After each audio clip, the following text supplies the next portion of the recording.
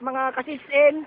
Ayan po yung sinira ni Amiel na puno dito po sa Libisanayon sa San Pedro, Laguna. Ayan po kung nakikita nyo. Yung puno na yan, o yan, yan, sarap natin. Ito, ayun, ayan.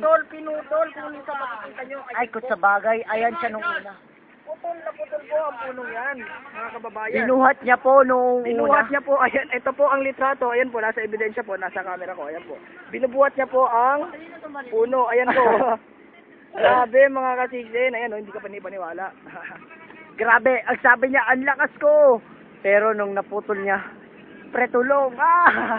Pero syempre, dahil mabait kami, nung humingi siya ng tulong, tinawanan namin siya. Yan po ay naganap kaninang alas 5:27, oras ay hatid sa inyo ng Nokia Connecting. Fredzy Condom is a mouth full of fun.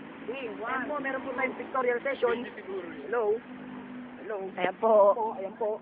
Yan po ang mga mukha ng suspect. Hindi kami yun! Hindi kami yun! Siya yung pumutol kay Amiel. Siya yun, yung nakadilaw. Nakadilaw. Ako po yung pumutol ng puno. Okay, alis na po kami, alis na po kami. Na po kami, asan ang daan? Ito na po ang daan, ito po, ito po. Bye, Ito po kami. Ayan po yung swimming pool kanina. Ganit kami. Umis kita puno. Mag-iingat ka na. Out.